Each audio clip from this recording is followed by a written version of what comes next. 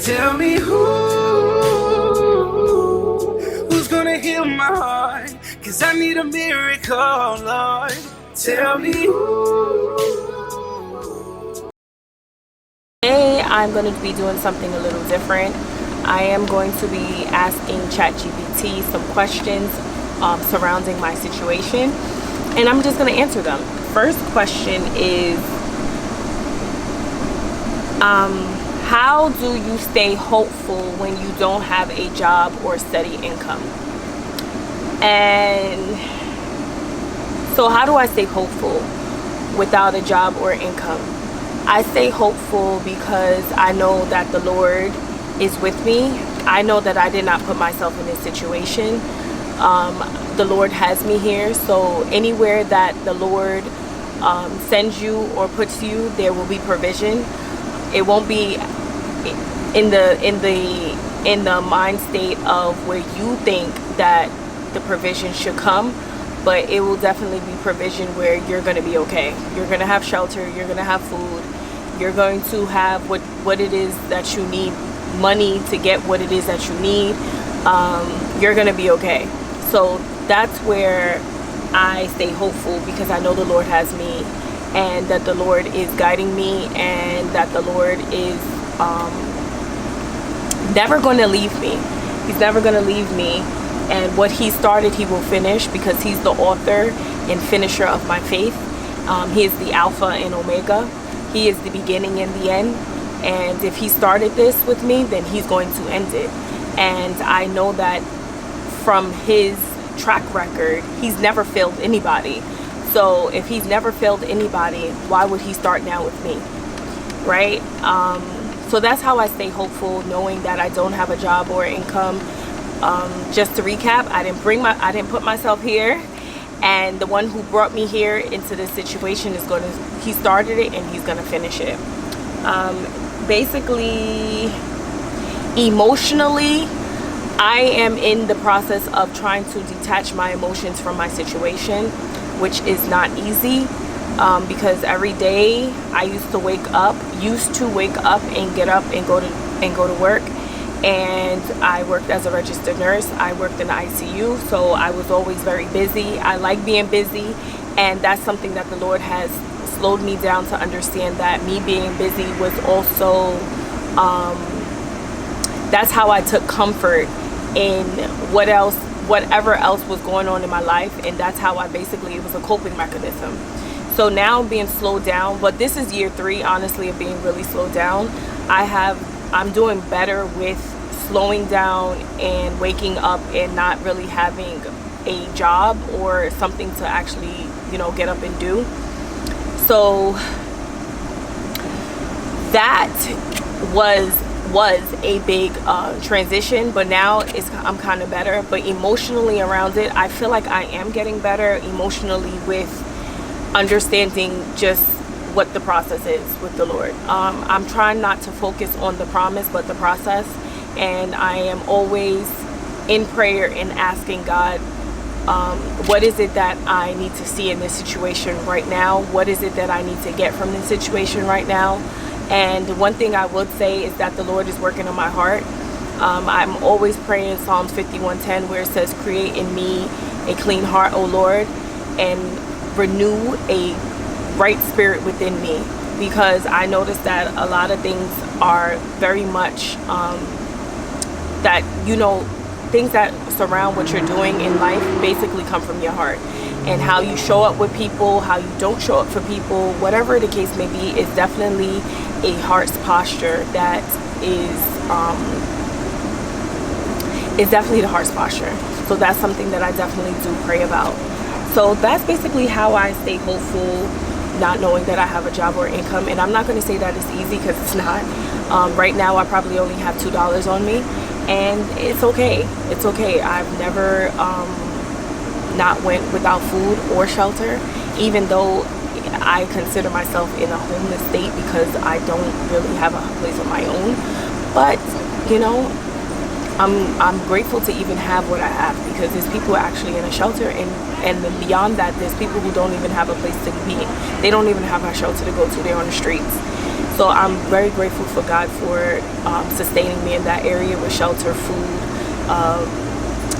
even in my finances. I thank God I even have $2 because I don't even have to even have $2, right? There's some people right now that don't have that. So I'm grateful altogether. And that's how I stay focused. Hopeful. I just keep my gaze on the Lord. I keep my focus on God, and I don't acquiesce to society norms of what you should have at a certain age or what you should have at a certain time. I don't, because I realize from this whole situation that that's not really what's important to God. He doesn't look at time. God lives outside of time. So what is timeful and where we should be in life is all man-made. And I try not to acquiesce to those timelines. I just stay hopeful in that. I just know that what God started, he's going to finish. And my testimony is going to be greater than my struggle. So that's that. Okay. Question 2. How do you manage your day when you don't have a job giving you structure? So I don't really have a complete structural, thought out day every day. No, I do know that every day I need to seek the Lord. So when I wake up, I'm actually going into prayer. I pray several times a day with my church, by myself. Whenever I just felt led and prompted in my spirit to pray, I pray. So that's basically my first thing that I do. I try to do. I'm not perfect. I literally try to wake up and pray. Then I try to read the word, because the word is what's going to sustain me in my situation, because there's so many stories that are in the Bible that I can definitely relate to, where people in the Bible, not characters, because these were real life people, people in the Bible who went through certain situations and they had to have hope, and the Lord took them out. They started with the Lord and they ended with him, because again, he is the author and finisher of your faith. So whatever he's going to start, he's going to finish. So the Bible helps me tremendously. And yeah, that's what I do. So that's basically my structural day, is make sure I pray and make sure I read. And I'm going to be honest, some days I don't even stick to that. I gotta be honest.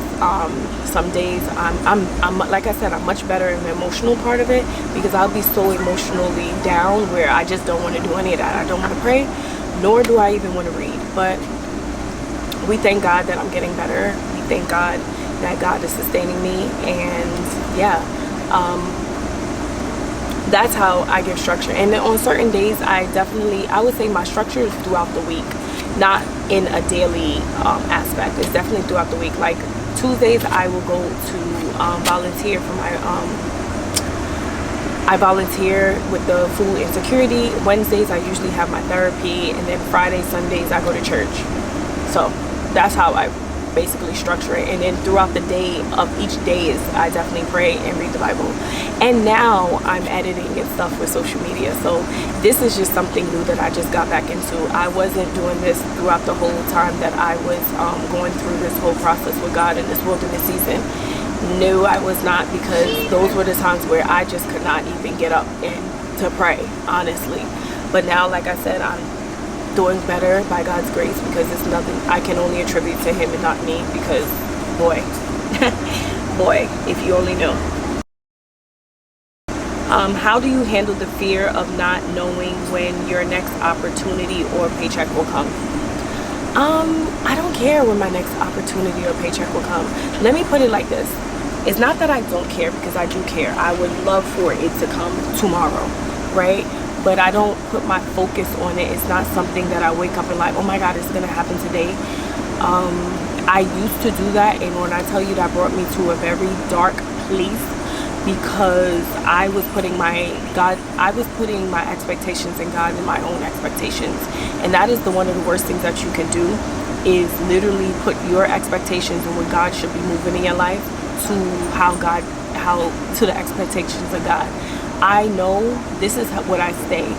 This is what I keep in mind. I know my season is going to change. I know my season is going to change. But when that's going to change, that's not my business. My responsibility is to wake up and pray and seek the Lord and let him guide me into that season of that changing season. Not for me to figure out when, right? not for me to figure out how, when I need to wake up, pray, seek him, and let him guide me into the season. So I focus on the now, the process. Like I said from the first question, I focus on the now and the process, and not worried about when it's going to happen, how is it going to happen. Or another thing that God is showing me is that when I am basically trying to manipulate certain things of my future, like, I can't even think of like an example right now, but I would manipulate certain things of my future with trying to take control. There you go. Like basically trying to take control of the situation, because even when I'm speaking to people and they're like, well, why aren't you looking for a job? Because that's not what I'm supposed to be doing right now. I'm not supposed to be looking for a job. I went down that rabbit hole. I actually did look for a job, and I actually got a job. I got a job, and the Lord checked me real quick on it. Like, I'm going to give you up to the desires of your heart. Because, and then he told me, he said, I'm going to give you up to the desires of your heart. And then he told me, he said, yeah, but this is not in my you're not in alignment with me. You can move forward. You can move forward in the job if you want to, but you're not in alignment with me. This is not what I want for you. I thought, okay, first of all, I did not just go through this for 2 to 3 years, right? And then for me to not be in alignment with the Lord, yeah, forget that job. So that's what I mean about the perfect, that's what I mean about the fear of not having a paycheck coming. Do I really care? Not really. But yes, I would love for this to be done, but I have to be grateful that it's being done. I have to be grateful that it's being done, and learn what I need to be learning in the process. So yeah, so do I really fear about not having a paycheck? No, I don't fear that I'm not having a paycheck coming tomorrow. No, not at all. So question number 4 is, what are you doing with this season instead of just waiting for it to end? Good one. Person. Like I said, so a lot of these questions are overlapping, but what am I doing with this season? This season, I am refining. I'm being refined by fire. It's a refinement season. So it's a lot of tears. It's a lot of emotions. It's a lot of seeing yourself for who you are. The closer you get to God, the nasty you see yourself.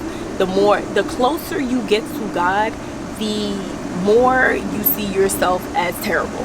Let's just put it like that. So I am allowing God to clean myself up. I'm allowing God to clean my family up. I'm allowing God to clean my heart up. I'm allowing God to show me the mistakes I made in the past so that I don't make them in the future. I'm allowing God to fix my finances. I'm allowing God to fix things that I have built a faulty foundation in. I built a faulty foundation in most areas of my life. And did I know what I was praying about when I was actually praying the prayers that I was praying? No, I did not, because I prayed for Romans 12:2, where I asked for God's perfect will in my life. I told the Lord that I do not want to go to heaven, and you tell me that I had door A for you, and I picked door E, F, G, and H. I said, Lord, no. And I remember praying these prayers. And it was at a point in this process when I realized, oh, you're removing everything that I built and the faulty foundations that I built in my self-worth and my achievements. I built my foundation in my self-worth and my achievements. So what made me feel good was getting my degree, getting a house, being in a relationship that would lead to marriage. That was things that were important to me and were the foundation of my life, which my foundation should have been in the Lord. Because if things were to be crumbled under you, like things like say for instance your degree is taken from you. I'm not saying that it would be, but I'm just saying, say for instance that your degree is going to be taken from you, or you foreclose on your house, or your car gets repossessed, which a lot of these things did happen. Financially, you don't have any money.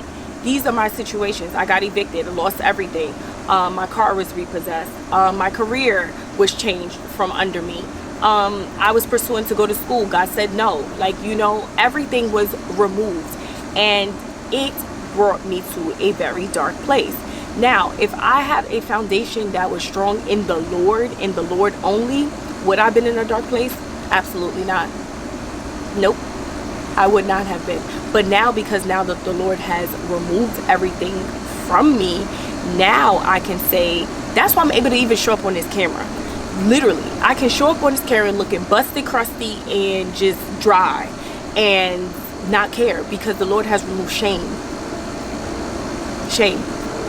He's removed shame from me. I was not able to come up and do this probably a couple months ago.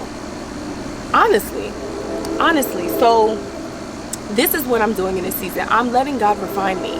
And it's all throughout scripture, being refined by fire and being on the threshing floor, where, you know, the wine press, where the grapes, you can't get oil out of a grape without pressing it. A diamond is made under pressure. Everything is made under pressure. You can't get oil from an olive without pressing it. You can't make a diamond without pressure. And that's what it means to be refined by fire. God is going to bring you through certain seasons in your life, hard seasons, to be able to fortify you into the vessel that he needs, that he can use you. He was not going to be able to use me in the state that I was before all this happened. I was unusable. I could have been used in certain areas, but the way that he wants to use me, he would not be able to do that, because I created all of my foundations in my life on my own.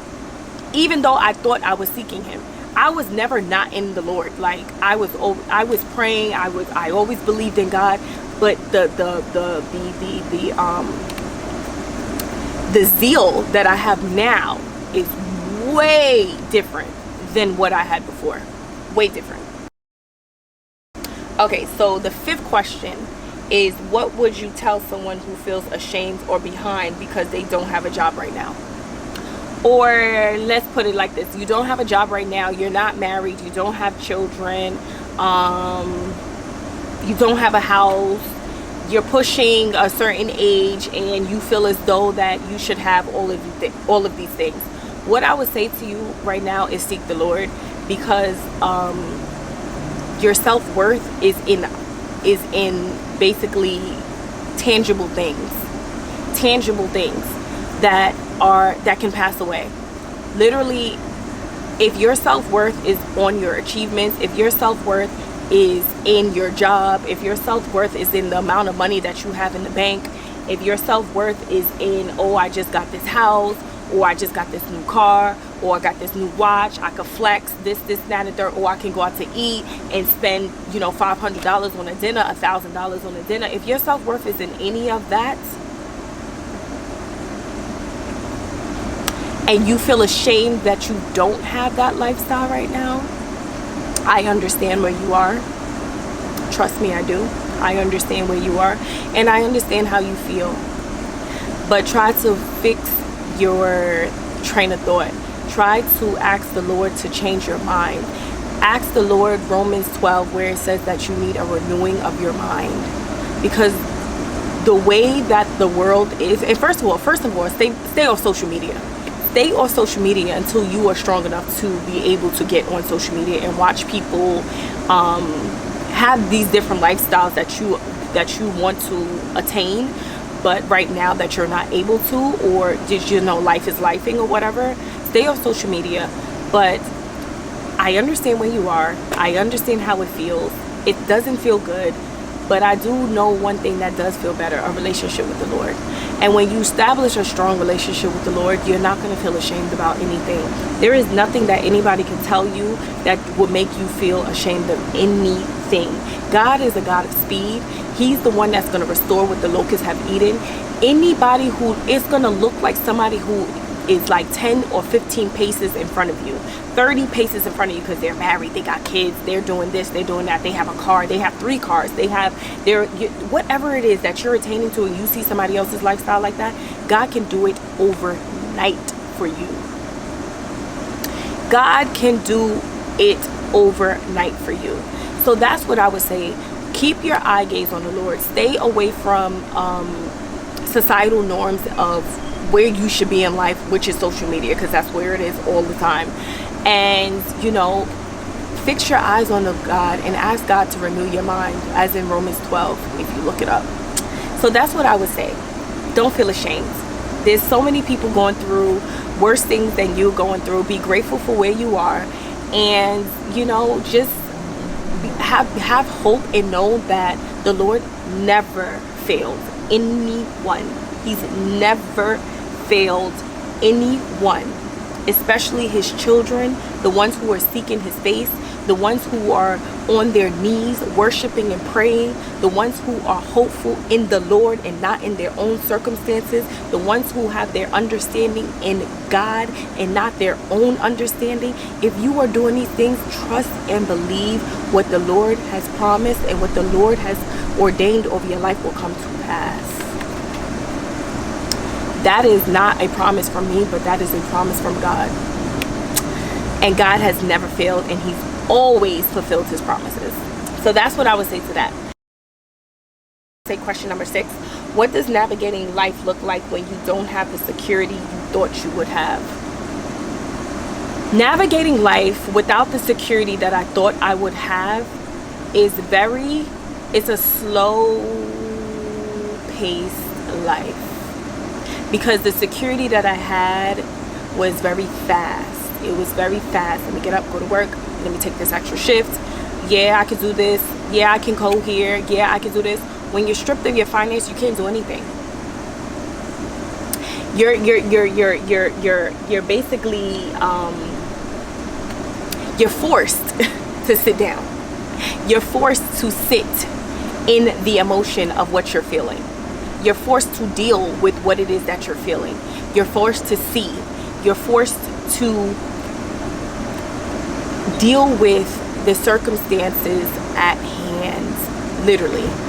So let me just read the question again. When you don't have the security you thought you would have, yeah, you're forced to depend on God. You're forced to depend on God. Baby, the friends that you think that you have are going to show up for you, and you know, first of all, everybody's not going to trust what you're going through. People want to think you're crazy. People want to think like, okay, why don't you just go get a job? God is so strategic that he's going to put you in a situation where people are not going to understand, but you're going to be the only one that probably sees what's going on, and people are not going to see what's going on, and that is going to force you to depend on him. God is strategic that way. Very strategic in what he's doing. Very strategic in how he is going to force you to be dependent on him and him alone. Trust and believe. There are going to be friends that are going to support you, don't get me wrong, but when there is no one and it's silent and you're like, my gosh, what am I going to do? What is going to happen? What am I going to do? How is this going to work? How am I going to eat tomorrow? Oh my gosh, how am I going to get on the bus and go here? How is this going to work? He will force you to depend on him. So it does feel, you do feel uncertainty. You will feel uncertainty. You will have all the emotions behind exactly what is actually going on in your life. You will feel it, but it looks like total dependence. That's what life looks like, navigating a season without the security that you thought you have. It looks like total dependence on God. Total dependence on the Lord. That's what it looks like. That's what it looks like. Yeah, so that was question number 6. And yeah, that was basically it. That's what ChatGPT gave me the questions, and I hope I answered them very well. And if you please have any questions for me or any comments for me, please don't feel shy to put them down below. I will definitely answer them, and I will probably do another video if you do have any questions. If you don't, I'll just keep asking ChatGPT to ask me questions that can help the viewers and whoever's watching. Please also share this video with somebody who's able to help them in this season. So yeah guys, don't forget to like, comment, and subscribe to my channel. That's it guys. You have a great one, and I will see you in the next vlog. Bye.